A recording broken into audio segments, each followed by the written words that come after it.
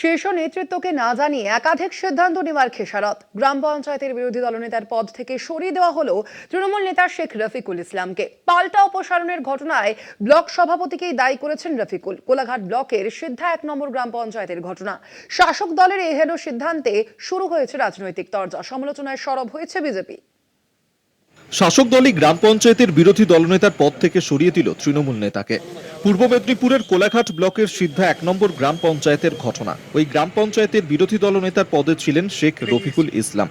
এই গ্রাম পঞ্চায়েতে মোট আসন সংখ্যা 17। 2023 সালে নির্বাচনে বিজেপি 7টি, নির্দল 1টি ও সিপিআইএম 1টি আসনে জিতে জোট করে পঞ্চায়েতের দখল নেয়। 8টি আসন জিতে বিরোধী দল হিসেবে স্বীকৃতি পায়। প্রধান নির্বাচিত হন নির্দল প্রতিনিধি। বিরোধী দলনেতা হিসেবে এতদিন কাজ করে আসছিলেন রফিকুল ইসলাম। সম্প্রতি কাটে ছন্দ। সূত্রের খবর, শীর্ষ নেতৃত্বকে না জানিয়ে নিজেই একাধিক সিদ্ধান্ত নেওয়ার ফলে পদ হারাতে হলো বিরোধী নেতাকে। সম্ভাব্য বিরোধী দলনেতা হিসেবে নাম উঠে এসেছে গোলাম আলী খানের। পুরোপুরি দলীয় ব্যাপার। এটাতে জানা গেছে যে উনি ওনাদের দলের সমস্ত মেম্বার যারা আছে ওনাদেরকে বাদ দিয়ে উনি সমস্ত কাজ করতে, এটা জানা গেছে। আমাদের অঞ্চলে চলাকালীন কোনো কোনো রকম খারাপ ব্যবহার বা কোনো কিছু অসুবিধা হয় না। সম্প্রতি কোলাঘাটের বিডিওর তরফে বিরোধী নেতার কাছে অপসারণ সংক্রান্ত চিঠি যায়।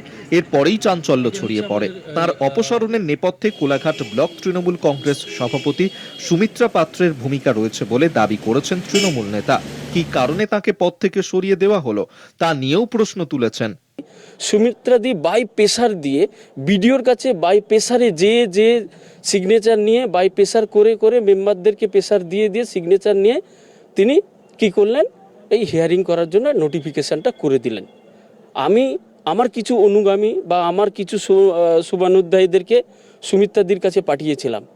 বললাম যে আমাকে সরিয়ে দেওয়া হচ্ছে, তার কারণটা কি, কারণ জানার চেষ্টা করলাম। আমি তো বুঝতেই পারলাম না যে আমি কি কারণে সরে যাচ্ছি।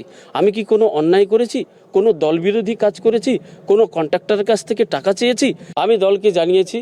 আমি প্রথমত আমাদের যিনি অবজারভার ছিলেন রাজীব বন্দ্যোপাধ্যায়কে বাই ফোনে জানিয়েছি। আমি আমাদের যিনি তমলুক সংগঠনের জেলা সভাপতি সম্মানীয় অসিত ব্যানার্জি মহাশয়কেও জানিয়েছি, কিন্তু কোনো ধরনের উত্তর এখনো পর্যন্ত আমি পাইনি। তার বিরুদ্ধে বিরোধী দলনেতার তোলা যাবতীয় অভিযোগ অস্বীকার করেছেন কোলাঘাট ব্লক তৃণমূল কংগ্রেসের সভাপতি সুমিত্রা পাত্র।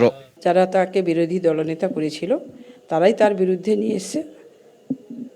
সেই ব্যাপার তাদের, ওই ব্যাপারে আমরা কোনো কিছু জানি না। আর ওই ব্যাপারে আমাদের হস্তক্ষেপের কোনো জায়গা নেই।